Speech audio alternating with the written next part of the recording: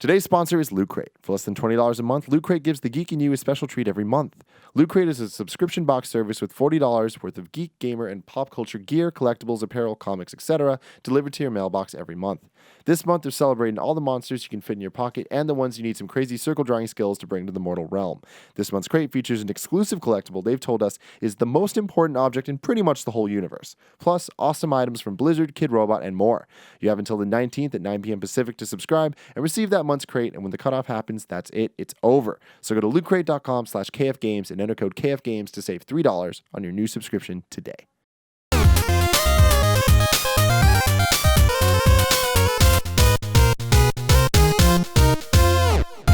This topic brought to you by the Kind of Funny forums. Go to kindoffunny.com/Gamescast topic.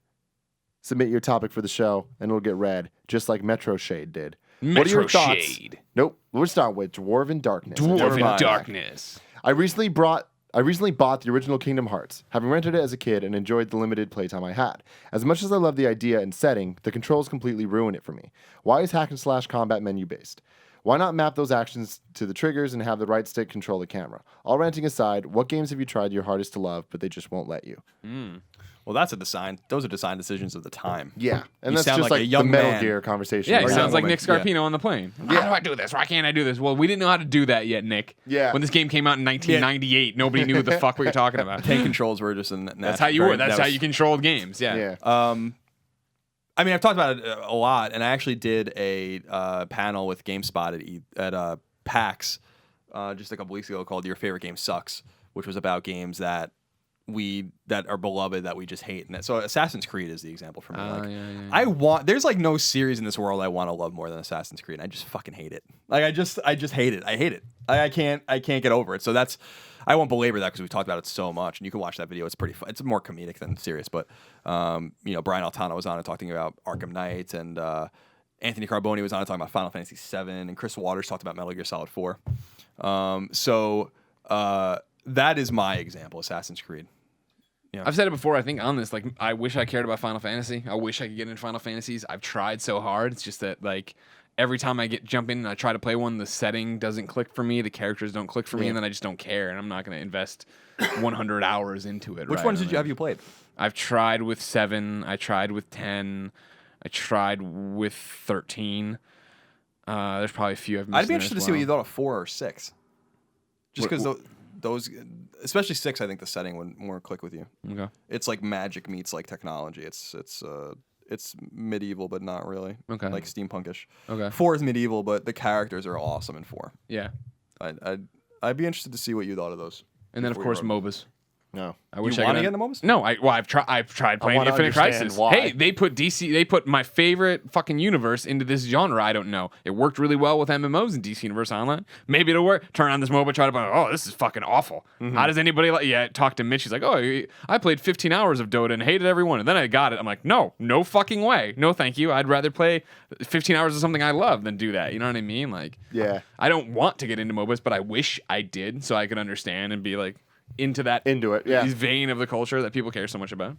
So my answer is actually the reason that I chose this topic or this question is Kingdom Hearts, which is funny because I actually went through it though. Oh, you powered through it. I powered through it. Gotcha. So when Kingdom Hearts, I was right there with this guy. When it first came out, I loved the setting, loved the idea. Final Fantasy and Disney together, I was like totally sold. But I did not like the game when I first played it. And like I remember I played through Kingdom Hearts 1, put it like a bunch of hours into it. And I'm like, man, I want to like this game and I really don't. Right. And then I kind of gave it some space and I came back to it. I'm like, still don't like it. Yeah. Then I was like, just keep doing it. I need to beat this game. Sure. And by the time I beat it, I'm like, I do like this game. But then it was like, what he's saying is right. Like the controls never totally felt right. Right. And things were kind of weird. And then by the time 2 came out, I remember playing, I'm like, oh no, I do like this.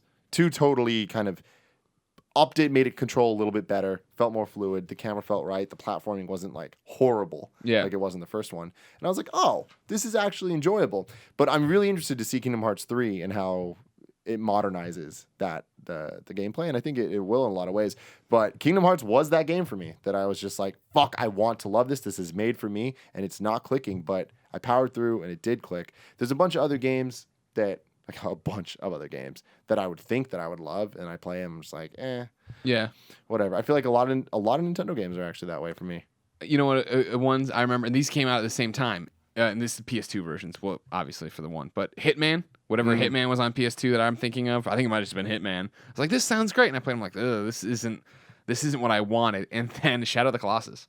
Oh wow! Everyone was talking about how amazing Shadow of the Colossus was. It's like, fuck yeah! And I sat down. I'm like, all right.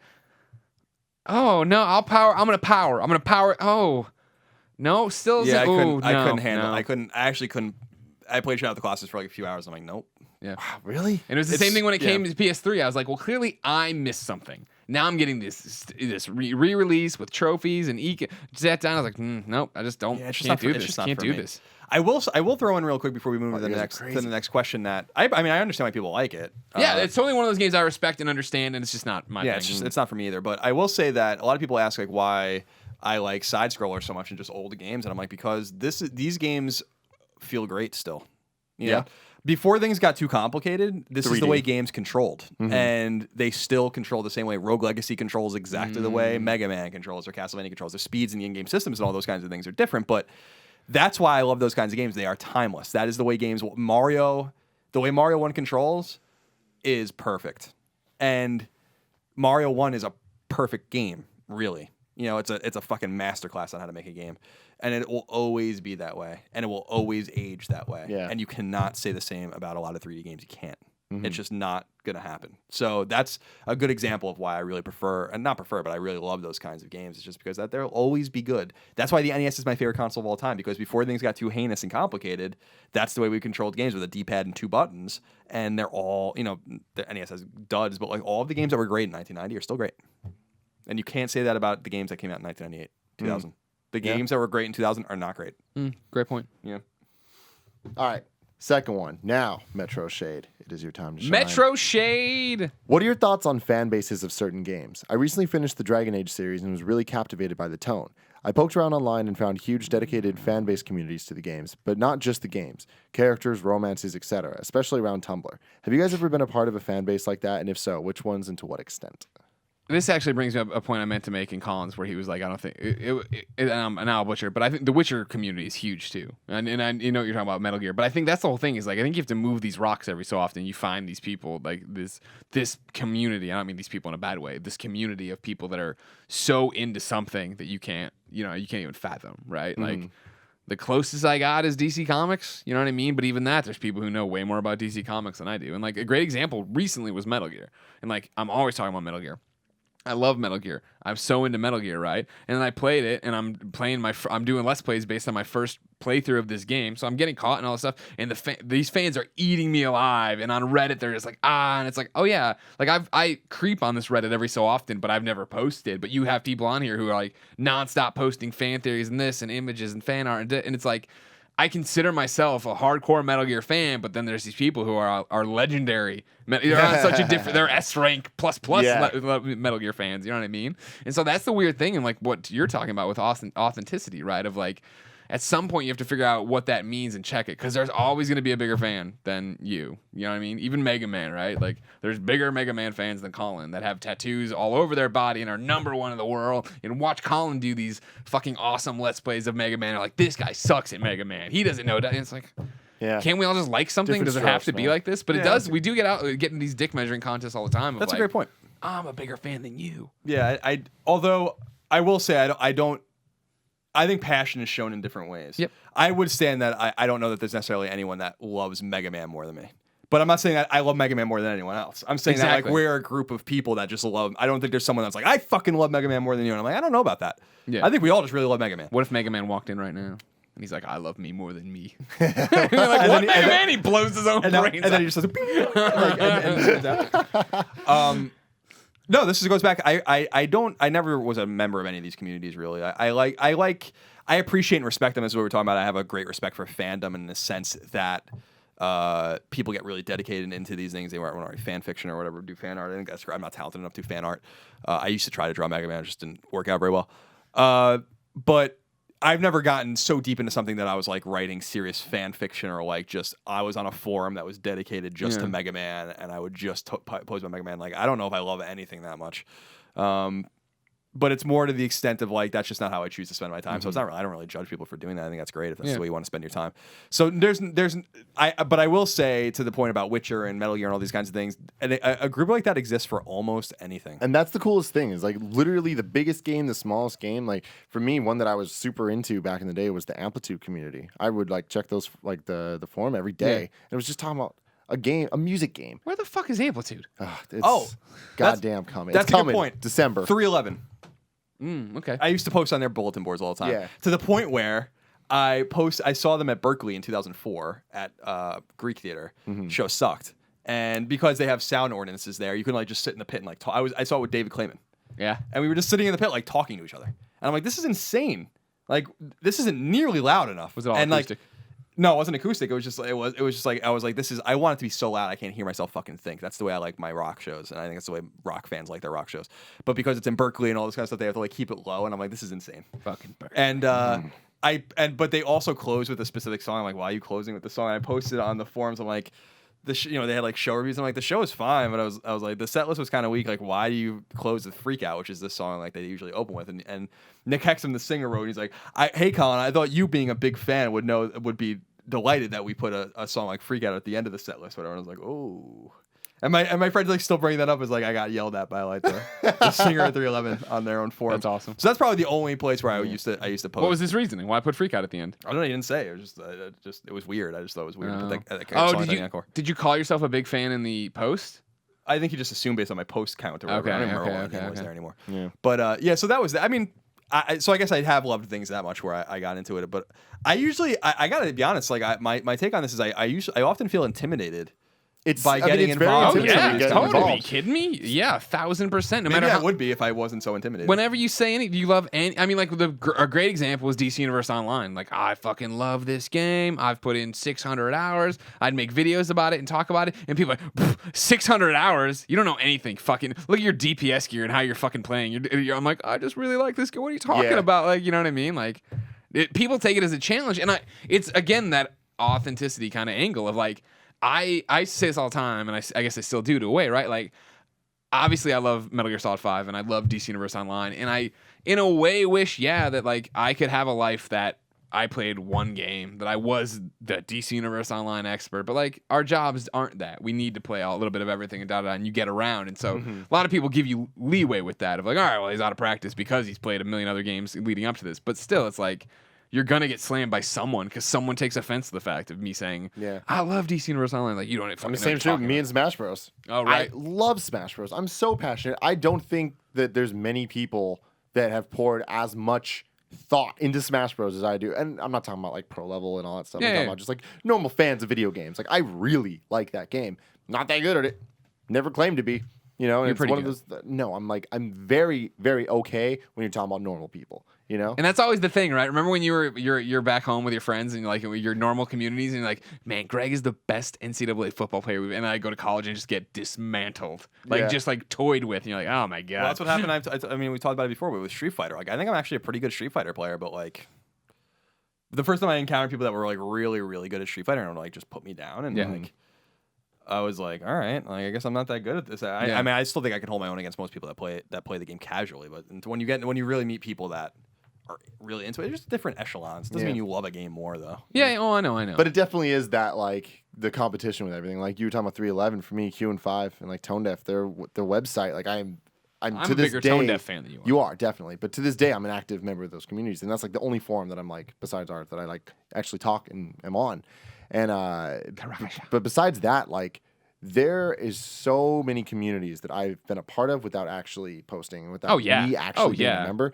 But like Game Facts, like completely, like I was all over Game holy Facts, shit! I read this shit out of so many boards, and like before a game would come out, I would just every day check that. Yeah, you know? that was the place because you were finding like-minded people who were talking about it, and super stoked about and something who understand you're into, things in a way that you don't. You know, like I love like Metal Gear. There's been so many times I've just gone down the rabbit hole about reading about what other people think about it because I'm like, fuck, I did not have that interpretation. Right. Missed that completely. Yeah, like, you didn't get a tape or whatever. You know, you get some choice cutscene that then sheds new light on everything. And it even goes to other random things like Sonic. There's such a huge Sonic community that like it's a joke how big and passionate this group of people is that love Sonic the Hedgehog. But it's like I remember like back in the day, I remember reading a lot of stuff, and I'm like, man, these games are so much deeper and there's so much going on than I would give them credit to. Yeah. Like even just like the background designs and like little things that there's differences between level 1, 2, and 3 because time's passing. And I'm like, holy shit, that's really cool. Like there's so much going on, and I feel like you have to go deeper. And you have to. It's research. It's homework. You know, you got to do the homework to be passionate about shit. Right. All right. Huff with 3 Fs. What mechanics or systems from past games would you like to see used again in the future? As an example, I'd like to see a return from the interrogation mechanics from L.A. Noire and the Nemesis system from Shadows of Mordor. Oh, yeah, Nemesis is going to be back for sure in a whole bunch of stuff, I bet. Because that was such a brilliant idea of making an open world game your own. You know what I mean? Of like, I have... Because for years, right, you'd have that in your head where you play games, especially like in like Streets of Rage or whatever side-scroller beat 'em up, where I remember inventing things of why I'd see the same guy again, that he was back, right? And then Nemesis like spells it out for you. For me, I was telling you about this a couple days ago, but the rewind mechanic in Prince of Persia. Yeah. I thought that was fucking awesome. Yeah, And it allowed yeah. such cool gameplay and just like the time, like messing with the time and stuff. Like I feel like other games have used it, but I feel like that I would love another Prince of Persia that does that, or just other games that have similar things where Sure. if you fuck up, you can just kind of like bring it back. You know, I loved Patapon. I'd love another Patapon, but I wouldn't mind just another game that is using music in that way, right? Of pounding out drum beats to make things happen. You know, because it was so different and interesting in terms of like you're this god who communicates through music and not directly, and you have to give orders to your team this way to make it happen. That was great. I just like games that are good versus evil in terms of a scale. Like, I think it's one of the more basic things that games do, like Mass Effect and Fallout. But I like that shit, and I wish more games judged you based on the choices you made as opposed to just giving you choices. You know? Sure, yeah. So like, there's like forks in the road, and you can do this or this or whatever. But I'm like, that's fine, that's fun, but it's binary. Like, that's what I loved about New Vegas so much. Is New Vegas was what I described as such a gray game. It like choices you made, like you weren't even really sure if you were being good or bad. And then you would find out later and it'd be too late. And I liked that kind of thing. I like games that do that, and I like games where it's not obvious if you're being Paragon or Renegade, but like leave you with uncomfortable choices and the choices are permanent. I think that stuff's... There's more than just giving a player agency, but more judging them based on all of the choices they make as well. So I like that. I think Mass Effect does a really good job of that. I'm excited to see what Fallout does with that. Final question of the day from Chimney Kid. Chimney Kid. Oi, Governor. Clean your chimney, get some porridge. My lord. Do you see a Mario Maker 2 in the future? If so, how can it be improved? If Mario Maker... I don't know if it'll be Mario Maker 2, but if Mario Maker does not come out in some form on 3DS within the next year, I'm going to be shocked.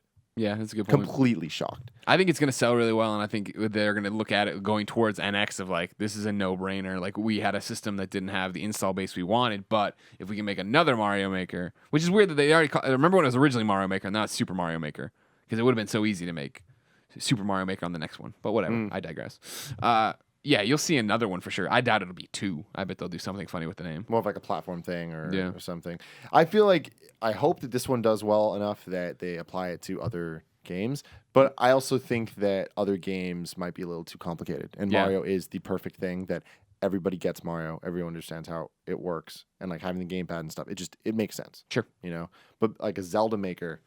Metroid Maker. I think anything besides Mario gets a little bit more focused in a way that kind of ruins. But it's one of those things where they're testing the waters. They're trying it because you figure like look at what Little Big Planet is compared to Little Big Planet 3, right? And it was like people took Little Big Planet where they were going to make levels and started making games and making movies and doing all this different stuff. And like you can have Little Link in Mario Maker. You know what I mean? Wii Fit Trainer, all these different guys. Can you have Metroid? Has that been announced or anything? Thomas? Yeah. Yeah. Mm-hmm. So, I mean, you can so have like, everybody. People are going to make levels that are this thing. They're going to break it in a way that they're trying to tell you a story and they're telling you to go get this next world and like if they're doing it on that level, Nintendo might have to look at it and be like, well, let's not call it Super Mario Maker, let's call it Nintendo Maker, and you can make a game or a level or just play. Mm-hmm. Yeah, I think what Greg's saying is right. I think it's a great idea. I think this becomes more of a platform. You just have to make it agnostic. The bigger thing that I'm interested in is seeing like what other platform holders or not platform holders, but rather IP holders and stakeholders are going to do with their games. You know, this is Mega Man Universe was supposed to be this game, and they canceled it. But there's a lot of games that I'd love to see that with a lot of classic games. I think doing it with Zelda would be great. I think Nintendo has all the IP necessary, but I think Mario Maker just gets migrated. I don't think they're gonna make a sequel. I think it just will always persist. So what they should have done with Little Big Planet, but they didn't. They got greedy. Even though the games talk to each other, or whatever. But Little Big Planet should have just been a ubiquitous thing. So I hope they're smart enough with Mario Maker not to like run it into the ground. Mm-hmm.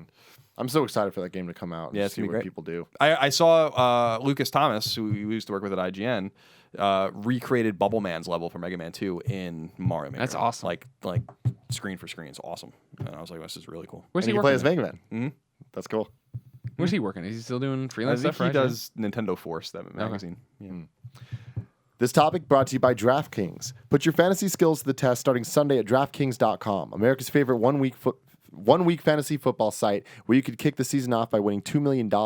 It's the biggest fantasy football contest ever. $10 million in prizes are up for grabs, including $2 million for first place and $1 million for second. 1 week fantasy means no season-long commitments. It's fantasy football on demand. Play where you want, when you want, with the players you want. This isn't fantasy as usual. This is DraftKings. Welcome to the big time. Hurry to DraftKings.com and use promo code KINDOFUNNY to play for free for a shot at a part of $10 million in Sunday's Millionaire Maker event. Enter Kind of Funny for free entry now. Only at DraftKings.com. That's DraftKings.com. I'm gonna Thank you, do it. DraftKings. You doing it? I'm gonna do it. You're gonna win. You're gonna win the mills. Yeah. Good. According to my legal representation, Nick, I can do it Good. because I was worried about us, doing the sponsorship that I'd be disqualified. But he Yeah. said I should be okay. Good. Use promo code Kind of Funny. I'm going to. And it's gonna be awesome. Thank you guys for joining me. Thank you guys for listening. We'll be back next week, like we always are, and the week after that, and forever.